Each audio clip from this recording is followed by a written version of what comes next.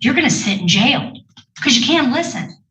You're just going to sit in jail on an aggravated stalking because you won't listen.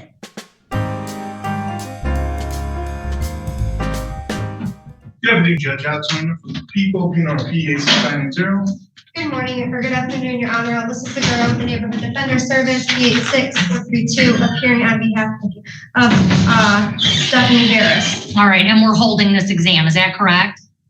Yes. All right, I have a plea in the file. I just want to put on the record and make sure it's accurate and that it's been discussed. There would be a plea to the charge of assault and battery with 12 months probation, no early release with mental health assessment, treatment for alcohol and substance use, assessment, batterer's counseling, no contact with complaining witness, and in exchange, count 1, aggravated stalking, would be dismissed, and obviously count 2 would have been amended in that discussion. And I know you were back with Ms. Harris for some time, Ms. Segura, is that correct? Yes, that is correct. All right, and you discussed that plea agreement with her? I did. All right, and she rejected it? That is correct, Judge. All right, let's do this exam. One moment, Judge. Sorry, this is my first time being presented with a copy of the PPO, so I was just reviewing it.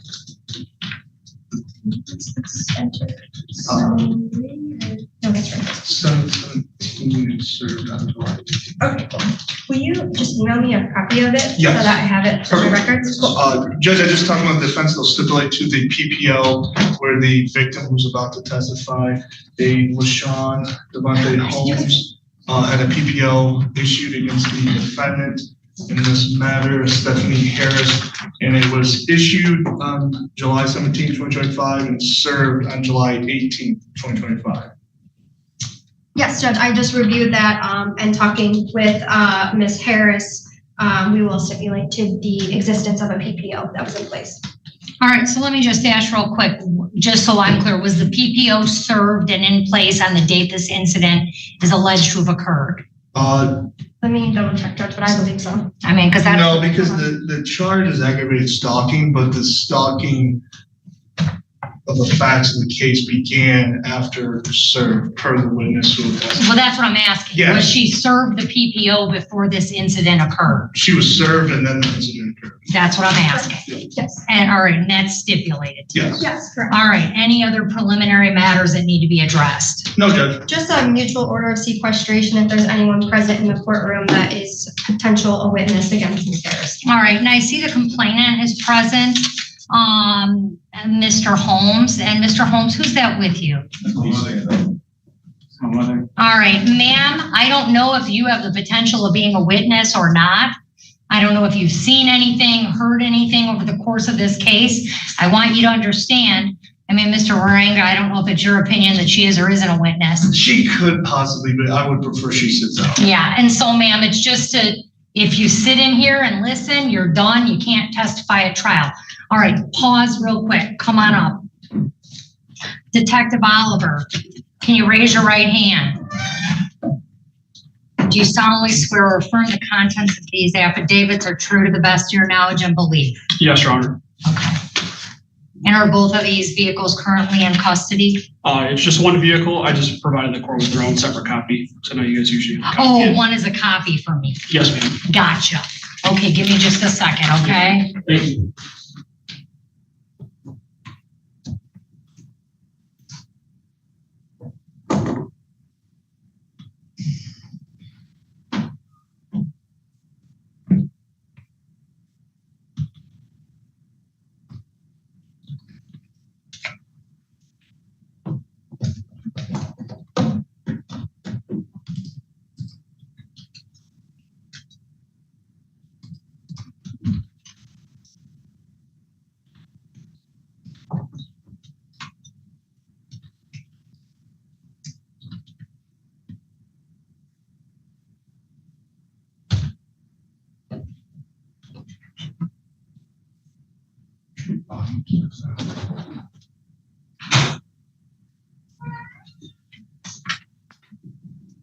My court officers could just make a photocopy of the signed search warrant here so that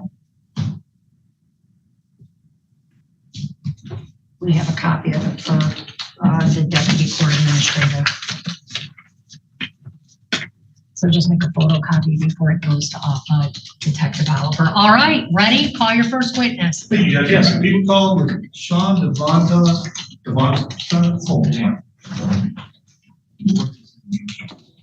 All right, sir, you're gonna come on up to the witness stand here. And then when you get up there, stand and face me. Can you raise your right hand? Do you solemnly swear or affirm to tell the truth, the whole truth, and nothing but the truth, so help you God? Yes. All right, if you can have a seat in that chair there. And I want you to start, sir, by saying your first and last name and then spelling your first and last name. First and last name is Sean Holmes. First name L-A-S-E-A-N. Last name Holmes, H-O-L-M-E-S. Go ahead, your witness. Thank you, Judge. Good afternoon. Were you at the location of 9425 Linus Taylor, Michigan 48180 on the date of 07/24/2025? I was currently at work. And what is that location though to you with the incident? And did the incident occur at that location that day? Yes. And that's in County of Wayne? Yes. And what happened at that location? At the location, she had arrived. Who's she? You say she. Can you please go to that person you identify as she in the courtroom and identify a piece of clothing they're wearing? Yes, the person that showed up was Stephanie Harris. And can you please point to that person and identify a piece of clothing she's wearing? I forgot what she was wearing. Oh, not on Not on that that day, today. day. Today. She's in the jumpsuit. What color Explain is to her. She's right there with the green jumpsuit. Was that the record reflect the one who's identified as the defendant? Records also reflect. And what did the defendant do at that location? She arrives at the property, attempted to try to get in, took the front camera, dismounted it, threw it to the backyard, and then tried to jump over the back fence, went to the backyard, tried to force entry in the backyard. Did she damage anything on the property? Yes, it was the back window. And How did she damage the back window? She damaged the back window with a pick for the fire pit. She knocked out the back window. in this pick, was it metal or wooden? Metal. And when she broke the window. Yes. And what was the estimated cost of the broken window? It's about $1,000. Less than $1,000 now? It's about $1,000. About $1,000, okay. And what happened next? What happened next? I know I was in contact with the officers about her being arrested, and I was on my way back home to give a statement to the officers. And did the defendant contact you on and after on the day of July 18th? Yes. And when the defendant contacted you, what was the defendant doing to contact you? Texting. And how often were they texting you? She texted me 3 times that day, 9 o'clock in the morning. And were you responding? No. And what was the defendant stating to you? Stating, please, I don't have nowhere to go, and things of that matter. So prior to the defendant texting you on and after the 18th, were you two in a relationship? Judge, I would object to this line of questioning for relevance.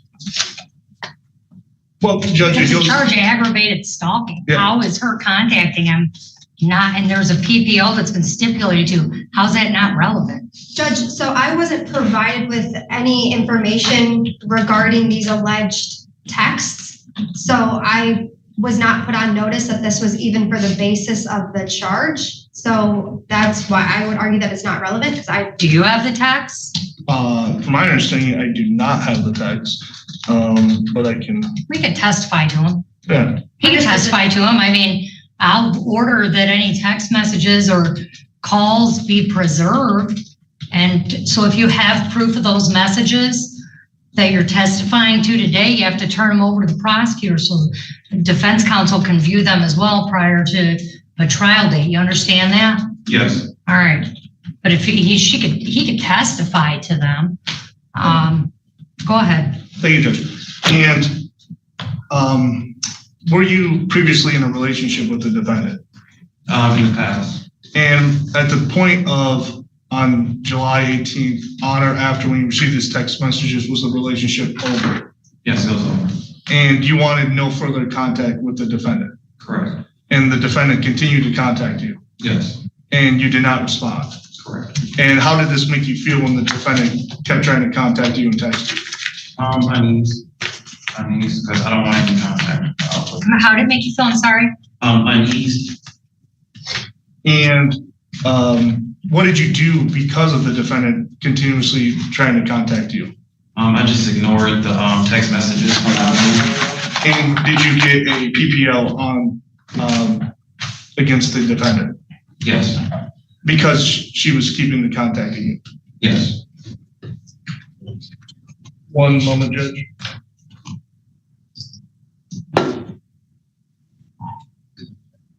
And on what date was the defendant contacting you? She tried to contact me on the 18th, 9 o'clock in the morning. And then that's the day she had tried to contact me. And she also too tried to reach out from jail as well, because I got missed calls from jail too as well. She tried to contact you from jail as well? Yes.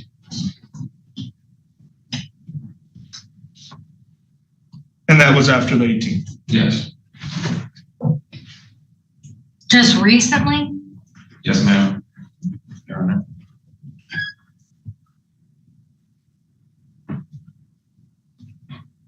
And going to the residence at 9425 Glennis, what is that residence to you? It's our home. Our home. When you say our home, what do you mean by our home? Me and Stephanie's name is on the deed for the house. So we do own the home. When you say Stephanie, are you referring to the defendant? Yes.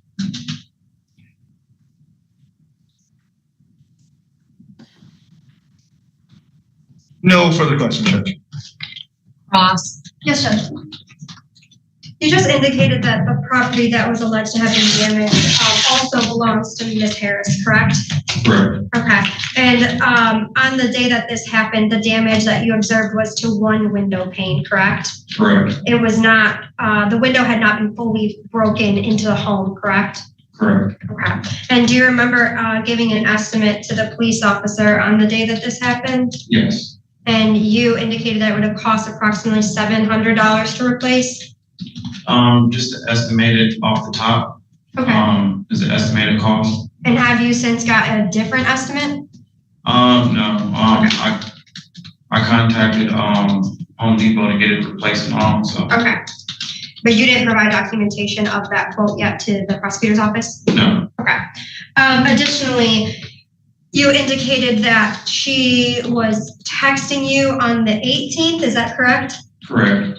But the text messages weren't threatening, were they? No. Okay, it was, you had indicated it was just saying she didn't have anywhere to go Yes. because the home that she was, that you guys shared, she couldn't go to, correct? Correct. Okay, and the 18th was after you got the PPO? No, I got the PPO on the 17th, and she texted me after being served. On the 18th. So wait, so she did have how do you know she was served? I know that the officers that night served her the PPO. At the night of the 17th? The night of the 18th, that was roughly about 4 o'clock in the morning when they served her the PPO. So going into the 19th, she was served? No, going into the 18th. Okay, so 4 a.m. like morning of the 18th. Yes. Okay, and then you said she texted you at 9 a.m. on the 18th? Yes. Okay, just once? 3 different times. 3 different times. Yes. But right after each other, like I guess what time? First one was at 9 a.m., is that correct? Yeah, all the text messages was in between 9 o'clock in the morning, between roughly, I don't know, it's roughly around like 9 o'clock in the morning. Okay, so it was kind of like a text. Yes, Okay. it was a back-to-back text messages. Okay, back to back. Okay, and then you also indicated that the text just made you feel uneasy. Yes. Okay, And you weren't home on the night that you alleged that Miss Harris broke the window, correct? Correct. Okay. But on the PPO, it states for her not to Right, not to arrest be the there. property. Right. But you weren't at the house at that time, correct? Correct. Okay.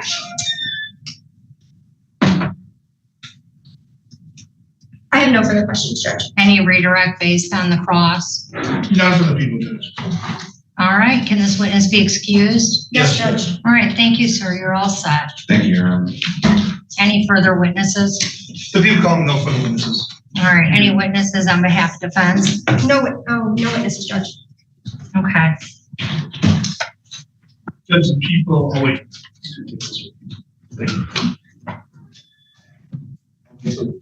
Walks out. Judge, the people motion to bind over on count 1 for aggravated stalking. As prior to taking testimony by the witness, the PPO was initiated on July 17, 2025. The defendant, per the testimony, was served early July 18th at 4 a.m. morning, contacted the defendant 3 times, and the victim testified that he felt uneased by this and did not respond to those text messages. And due to the breaking of the window and the ending of the relationship, initiated the PPO, and the people motion to bind over on count 1. Judge, we would object to the bind over in this matter. For Michigan Criminal Jury Instruction 17.25 for stalking, one of the elements that has to be established is that the contact caused the complainant to suffer emotional distress. Here, all the complainant had testified to is that he felt uneasy. I would argue that based under the statute, emotional distress does not equate to uneasy. Additionally, Judge, what I would argue is that what I was provided, what was testified to, I was not provided. I was not provided with the text messages or any of these allegations that she had reached out multiple times. So I know, Judge, you did indicate that you would order for that to be turned over. I am requesting that to be turned over because they are using that to establish one of the elements.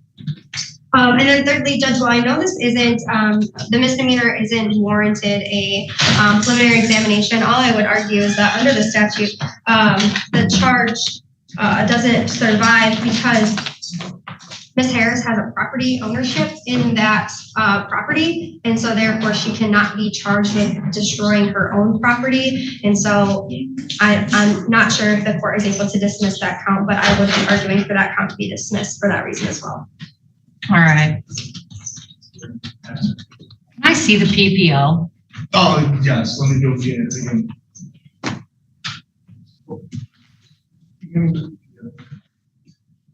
May I approach, Judge? You may. Thank you.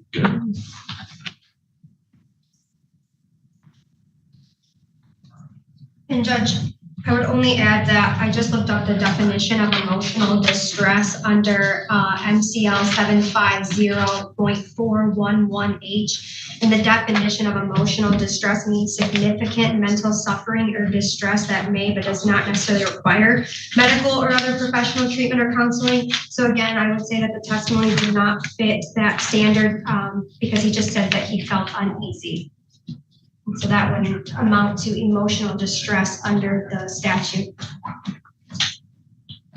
I can make my argument. Go ahead. Judge, in the context of this, the victim stated uneasy, going to the context that the defendant was served with a PPL at 4 a.m. and the victim emotionally fearing or threat or dealing with the defendant took the steps to get a PPL, and in getting those steps to get a PPL was served to the defendant, and the defendant still contacted the victim.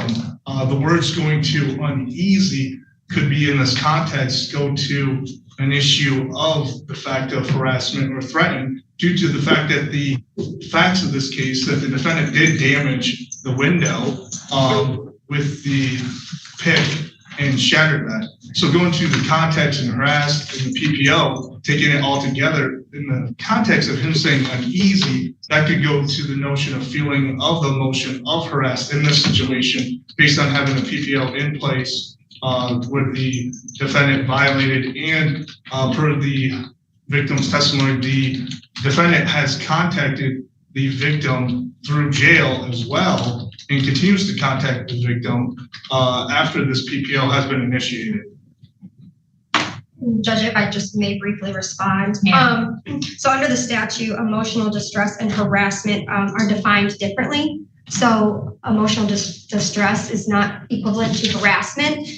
So I would argue that that point should not be considered. Additionally, though, I did ask him if the messages were threatening, and he said no. So he agreed that he didn't feel threatened in that moment when those texts were simply, please, I have nowhere else to go. Additionally, while I understand that there is a no contact order in place now and we can take up the jail issue after, that wasn't a basis for this charge. This is to be charged. That happened afterwards. So that should not be considered in the court's determination as to whether probable cause has been met to establish this charge. Judge, speaking more importantly, because there's a PPO in place, legally, there does not need to be an actual threat made because the PPO is in place. Well, that's what the jury instruction reads. The jury instruction is, Yeah, the jury instruction reads that. Yes. I mean, I think Ms. Segura's argument is just to the element as to emotional distress, which is 4. I mean, Pursuant, Judge, though, to MCL 750.411I1D, harassment means conduct that causes emotional distress and serves no legitimate purpose. Here, it could be argued that the defendant reaching the victim 3 times, him not responding, and there's being no legitimate purpose put on the record for the defendant to reach out to the victim in this matter when there was a PPO in place would, by being legally, fit the definition of harassed. With the victim stating he felt uneasy and taken in the context of the situation. look, and Judge, go ahead. sorry. All I would say is that the harassed is another element. So the third element is that the contact caused the complainant to suffer emotional distress. And then 5th, that the conduct caused them to feel terrorized, threatened, intimidated, harassed, threatened, or molested. So there's 2 elements here. They have to prove that the person suffered emotional distress, and they have to prove that the person felt terrorized, frightened, intimidated, threatened, harassed, or molested. So again, the prosecutor continuously argues harassed, and maybe he did feel harassed, but that's the 5th element. They still have to prove the 3rd element, and that's why I would say they didn't. Yeah. All right, look, the standard here is probable cause. This is the lowest standard in criminal law. There was testimony from the complaining witness that he obtained a PPO against Ms. Harris. The PPO was stipulated to. The PPO indicates that she was not to return to the property. It also indicates she was not to have any contact with him.